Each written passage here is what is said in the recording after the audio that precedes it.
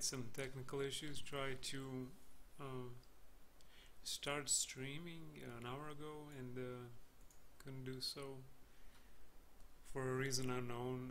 So I restarted my computer and now everything seems to work alright. Damn those technical gremlins.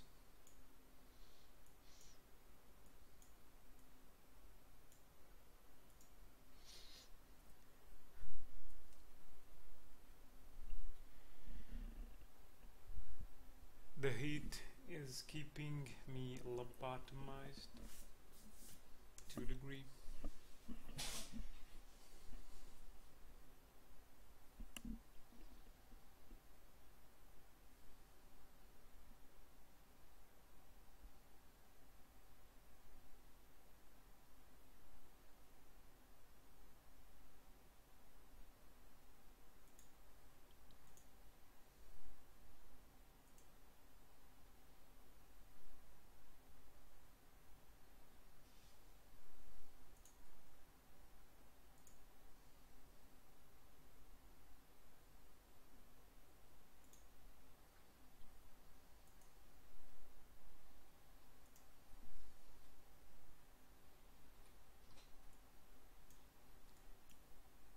Alright, so today's task is modeling, creating color for Therizinosaurs.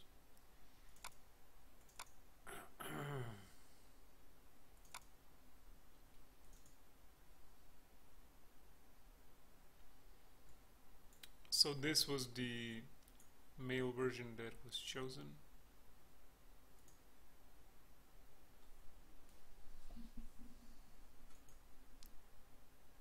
And basically this is the color layout that I'll have to match for the male. Female is a little bit lighter.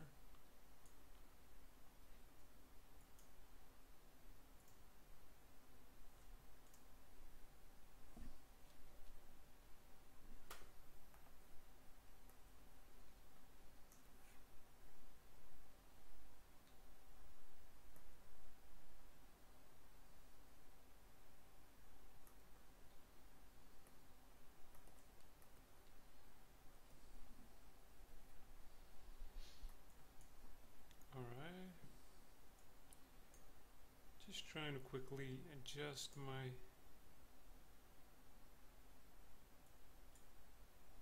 other screen so I can see what I'm doing.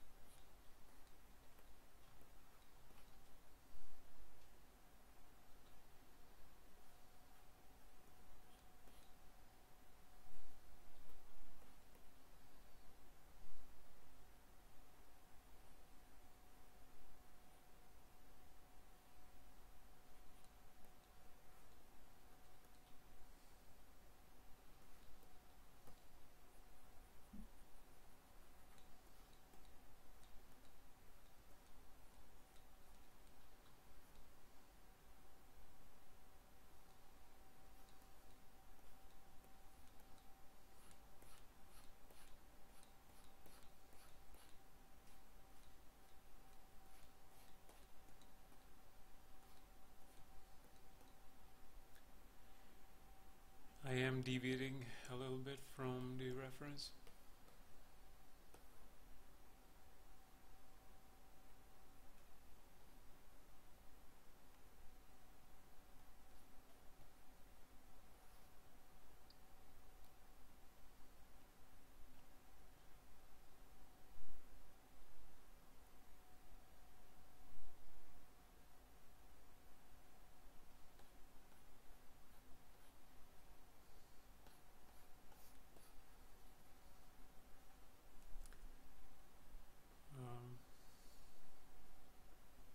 Need to turn on the back face masking.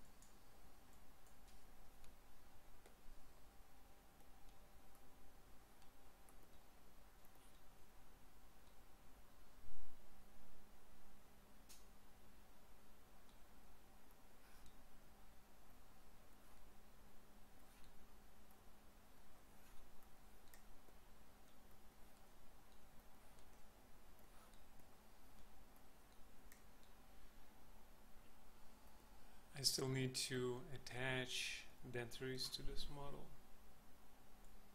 but I'll do that in a little bit later stage. So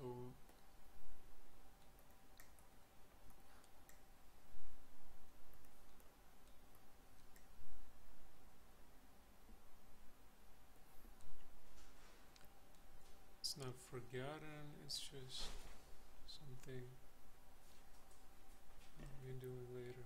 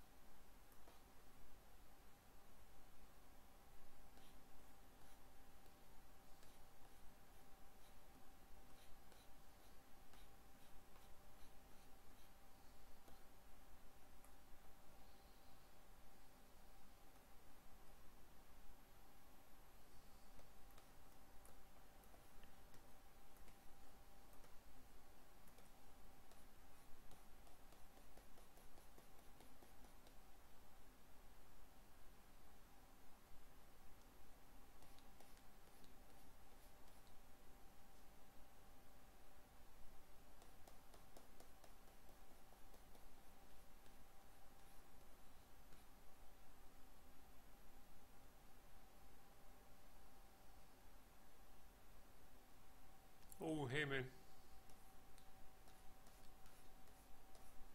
So you weren't able to open PSD files, or you managed to open it somehow?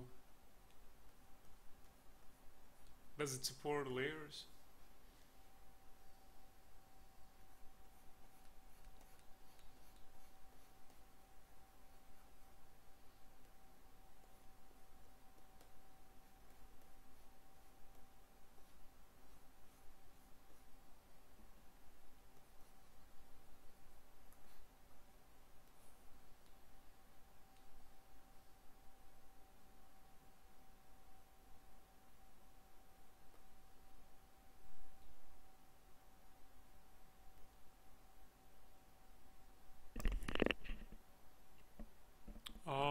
So you mentioned you had some issues with PSD files. So does Krita support layers at all, or you're not able to load PSD files with layers, or what seems to be the issue that you were encountering?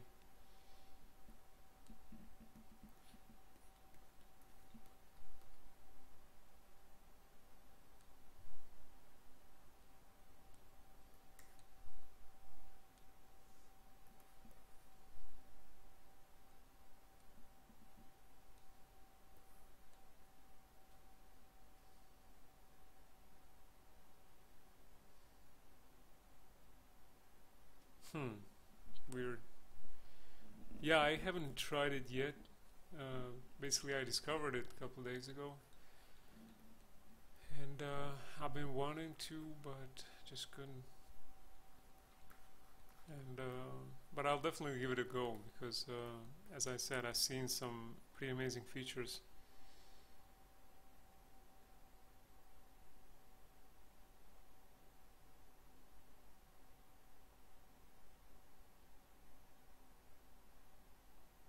Yeah, that's weird.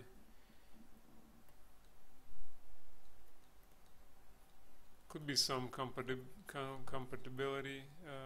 compatibility issue or something. Who knows?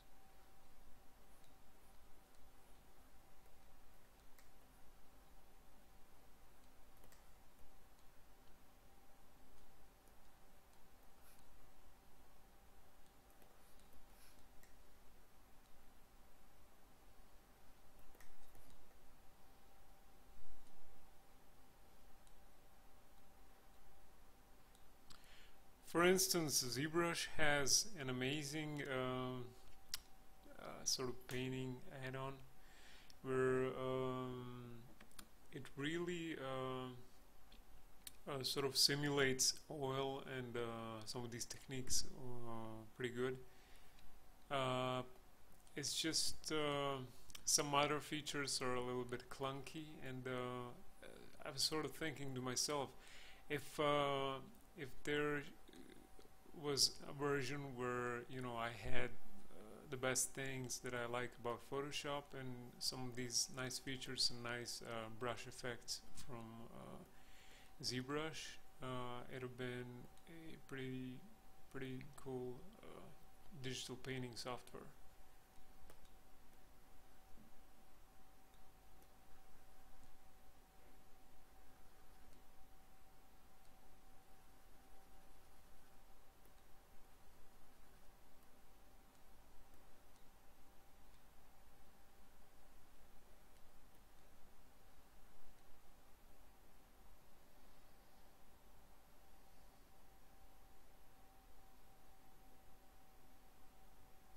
Yeah.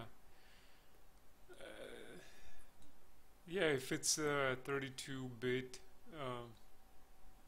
software, it could be allocating only 4 gigs. Not sure though.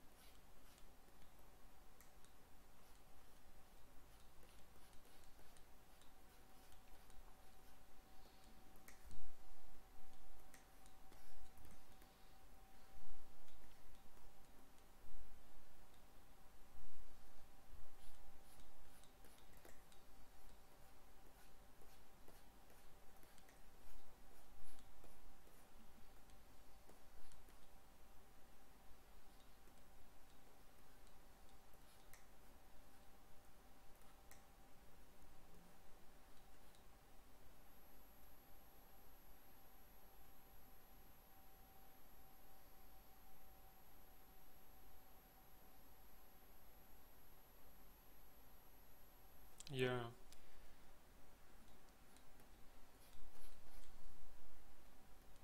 Yeah, the last time I tried Corel, I think it was version 7, if I'm not mistaken, or something like that. Like it was, I don't know, 10 years ago maybe, really don't know, long time ago.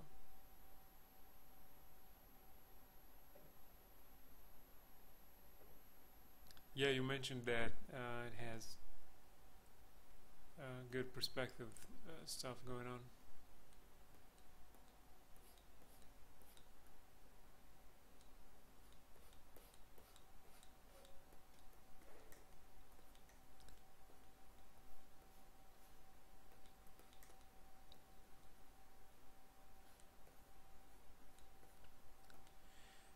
It would be pretty cool if Adobe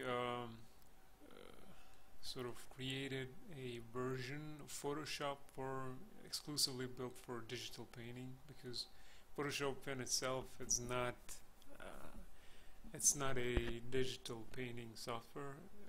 It's more a photo editing software. So on from that sort of angle, it's pretty good. Like it's really good regarding, it's not meant to be a digital painting software, but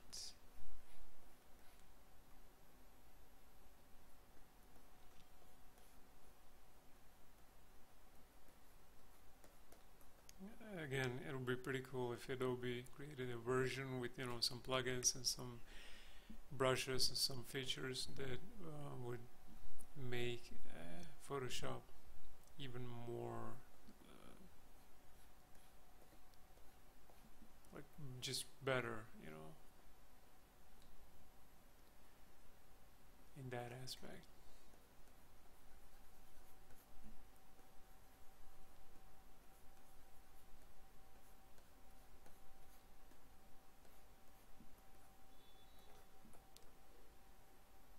All right.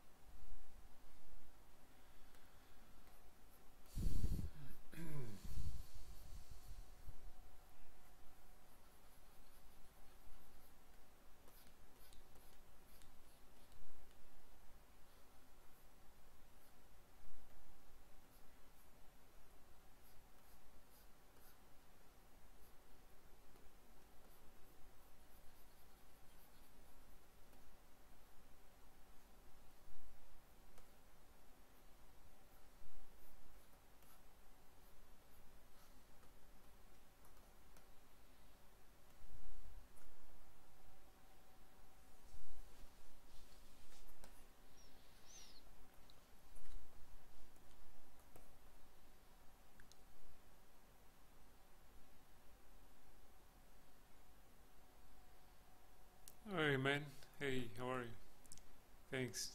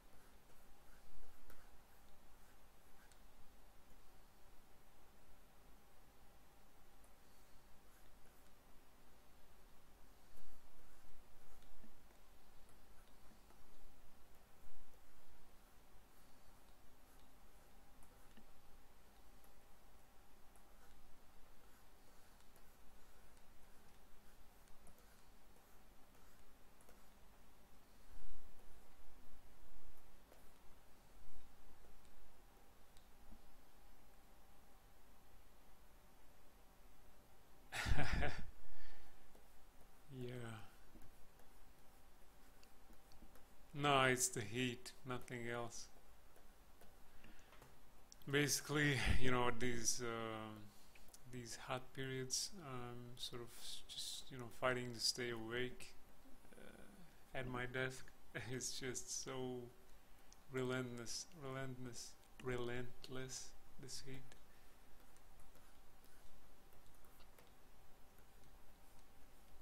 I have a fan, but doesn't do much justice. And as I was mentioning this before, since I work from a apartment that is still being sort of worked on, and it's not completely isolated and stuff like that, I don't. It's basically getting a AC would be wasting money, because a lot of this would dissipate through, you know, walls that aren't isolated. So it's just, I'm going to have to storm through this summer.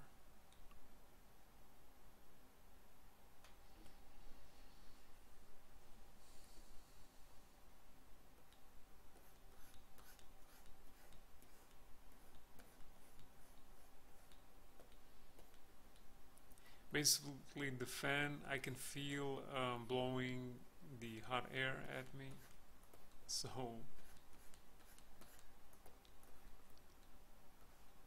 yeah.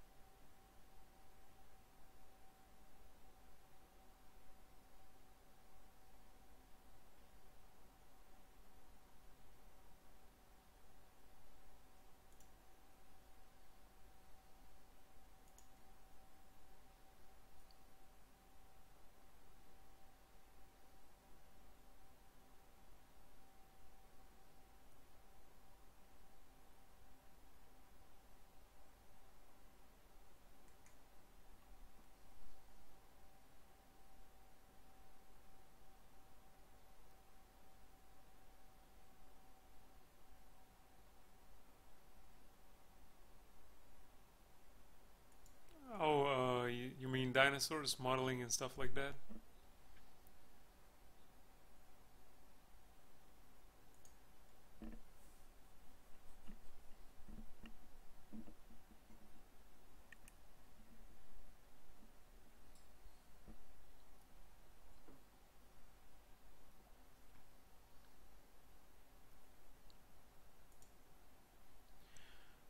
Well, um, you know, if you work hard enough on it, it can become reality eventually. So I was dreaming this since '93 when I saw Jurassic Park. So it's like the first time I got paid for doing dinosaurs. So I'm not talking about, you know, some other CG stuff that I did. Basically, creatures and, you know, other things. So dinosaurs, the first paid dinosaur gig that I had is trying to remember exactly.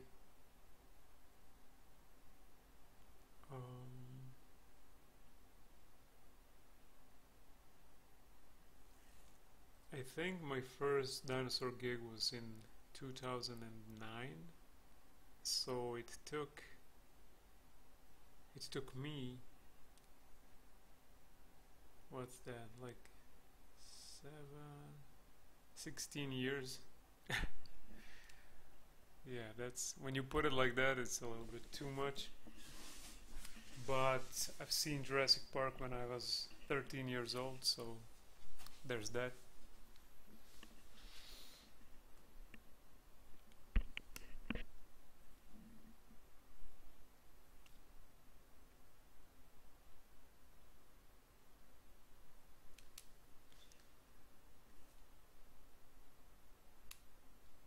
But if you cut out like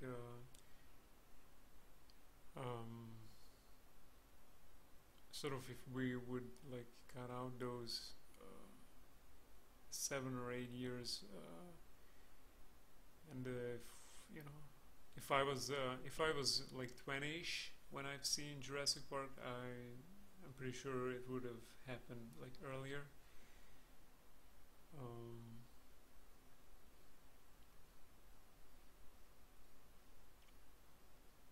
So basically, when I first gotten my first PC, when I bought it like 2000 and I think it's 2003. Not sure. I'm sorry. It took me. It took me about 2 years to 2.5 years to from when I first bought a computer to when I started making money out of, you know, computer graphics, because there was this computer graphics challenge on CG Society, and the challenge was called the challenge title and theme was Master and Servant, and I think there were about close to 1,000 or so participants, you know, people that submitted their work. Maybe not all of them finished, but there was a lot of people, and basically I was a beginner. I was pretty noobish at everything, and I remember I sort of realized I want to quit my formal education, and so I quit my studying because I was started spinning in a circle. I wasn't getting anywhere. I just, you know, lost interest and realized that I won't. The thing that interested me weren't I'm not going to get to work on some things if I finish this studying this college that I went, and so I quit, and I worked for a little bit on a construction with my father, and I bought a computer, and so I closed myself for a year. During that year, I was working on a construction site, and I studied computer graphics on my own, 3ds Max. For the first year, I'm sorry, the heat, and then then I discovered ZBrush the second year, and during that second year, I started this. I joined this challenge, and I learned a lot more like during this challenge. And I made this illustration that I sort of I was able to classify sixth out of I don't know how many people. And basically some guys at the Croatian television company seen this, and they invited me for a new job opening position, and it was involving computer graphics and virtual reality sets and stuff like that. So I went, and that's how I got my first job that was tied with computer graphics. It wasn't exactly what I wanted to do, and I remember I said to the technical director, the person that was hiring me, when I went to the interview for the job, I remember he was sort of he asked me, like, he saw my works, and he knew sort of where my passion is, and so he asked me, like, if you get a call tomorrow from some sort of studio or something where you'd be working on these type of things that really interest you, like dinosaurs and, you know, monsters and stuff like that, dragons, would you go? And I was like, yeah, hell yeah, I would go. And he smiled, and I think he appreciated my honesty out of some of the things that he liked, and so he gave me the job, and I stayed there for 3.5 years in this television company.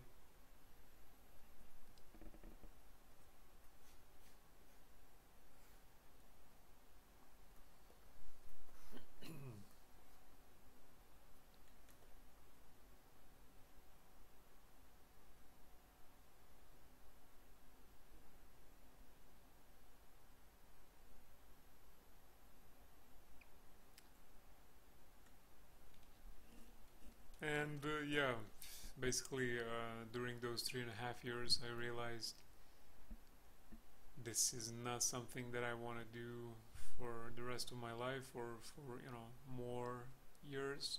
And I just, you know, quit and came back home, and started working intensively on my freelance career, and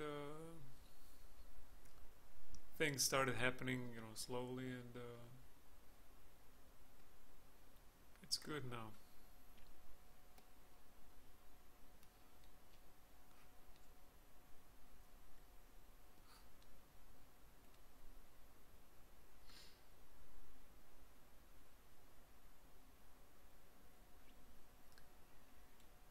Yeah, I was working a lot, um, like on my passion, on stuff that, you know, I was passionate about. So I was, you know, freelancing along my, you know, 9 to 5 job. I was freelancing for some of the Croatian studios. I was creating some, you know, models and stuff like that.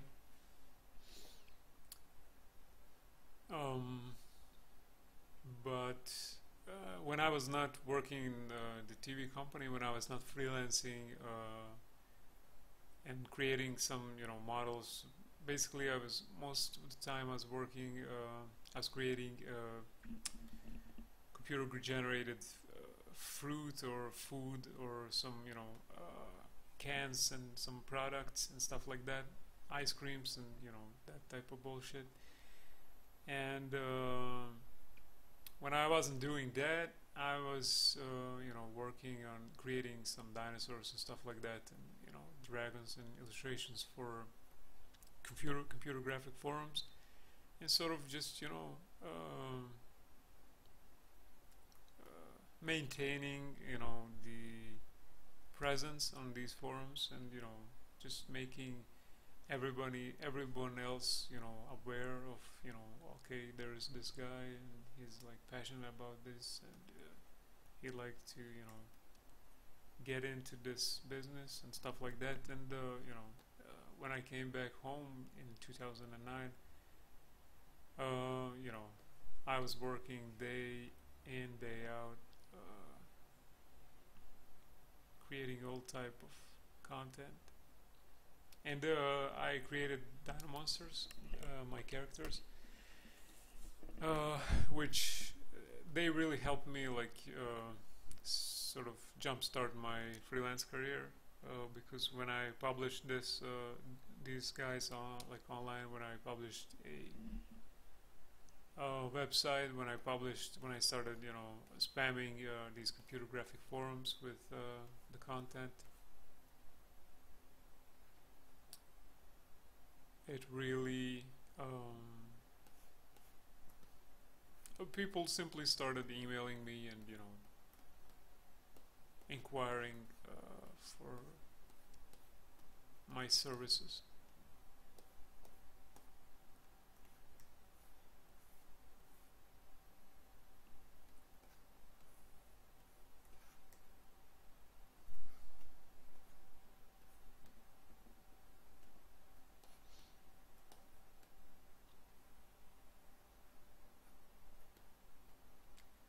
Something similar happened when I decided to do this creative sort of marathon fun thing that I did in 2011, when I created those 55 dinosaur sketches.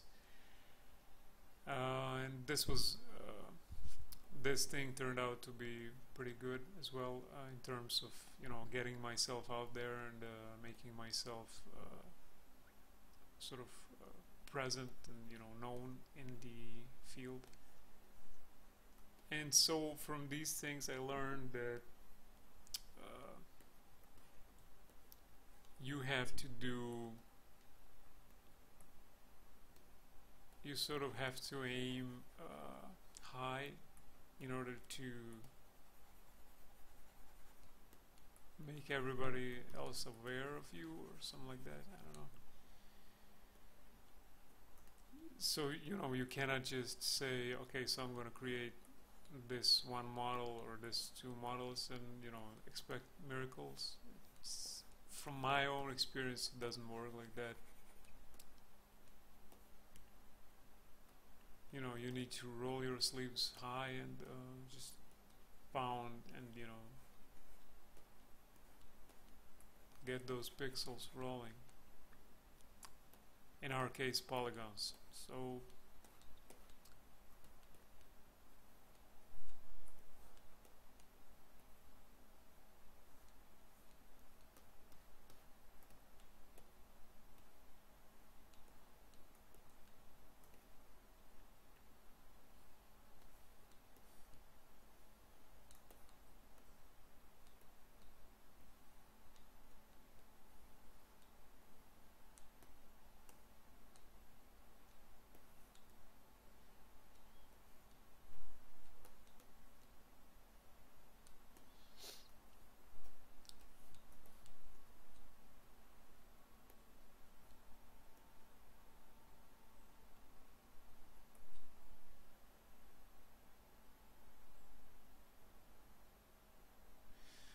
yeah, online presence, and add that like omnipresence. You need to like sort of frequent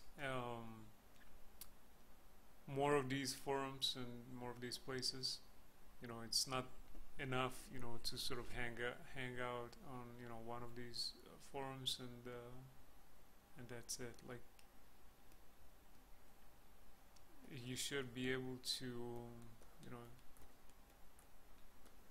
do it on a couple places,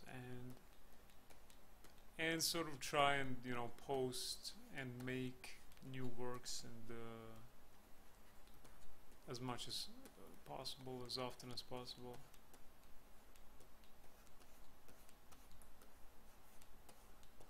So yeah, the formula to sort of getting there, making a living out of, you know, creating dinosaurs and whatever models, you know, organic modeling, creature modeling, and the formula is pretty simple. It's just, you know, you need to work your ass off, and try and get better at it, you know, as you go, and that's it basically.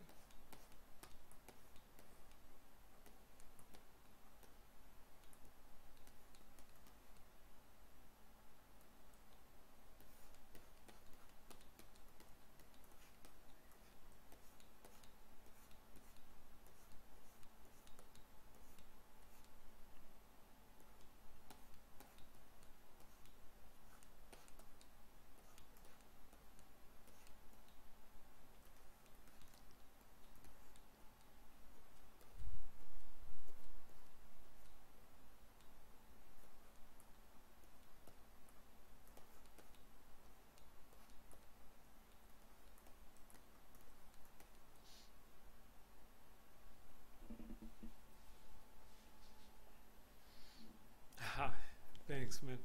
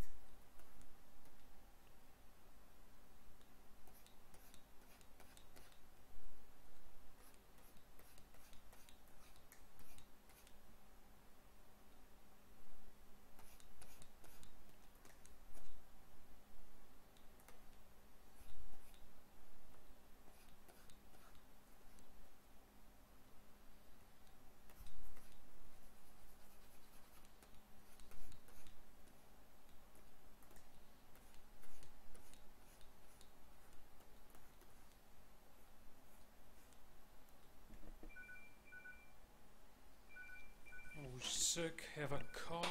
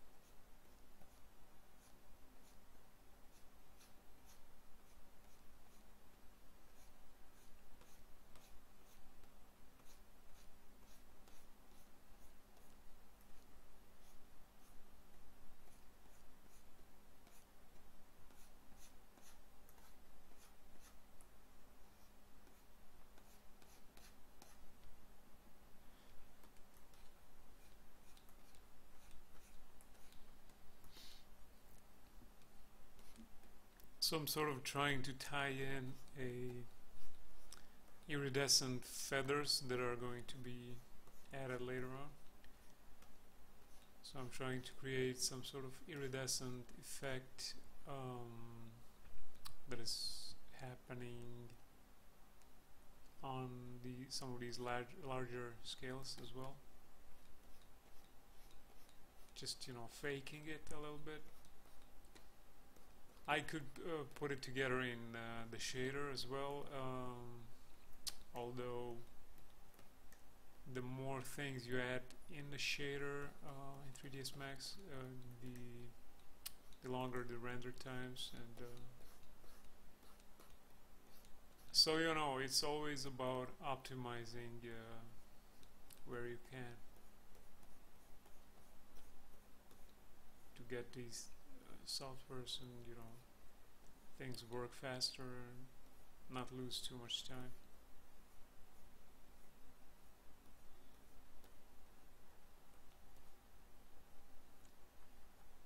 Especially since it's illustrations that are the end product, so you can afford to fake some of these things.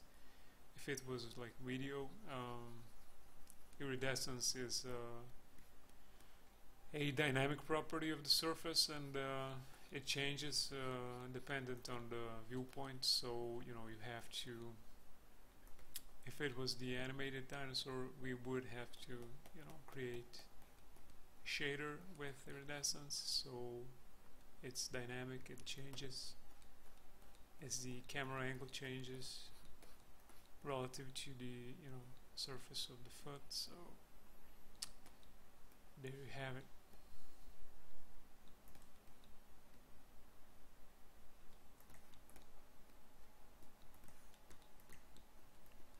I'll have to work on this a little bit more.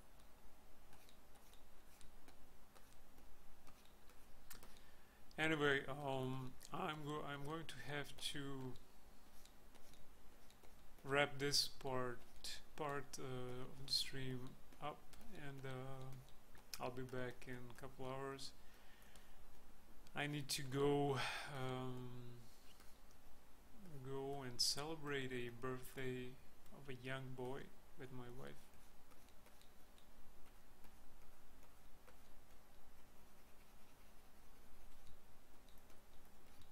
I'll maybe draw some dinosaurs there, you know, with the kids and stuff.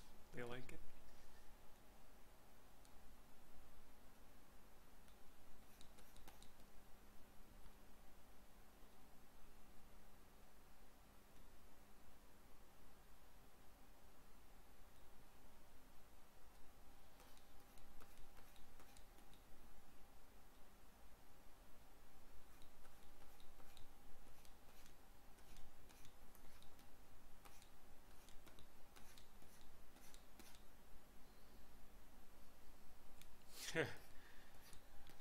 I'm not sure if the cake is a good idea in this heat.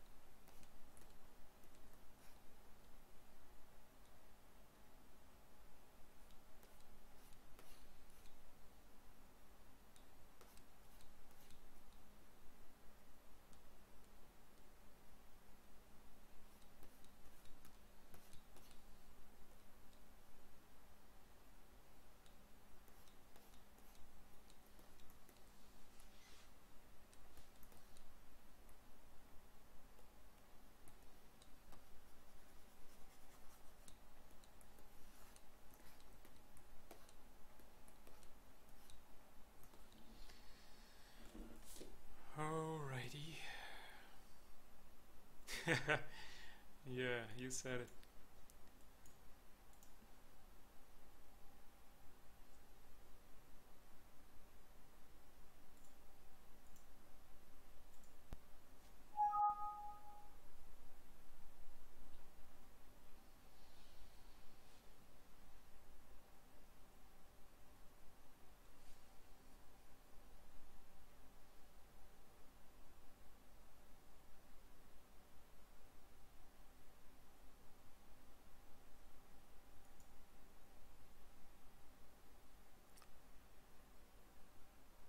Alright, that's it for now. We'll see you in short.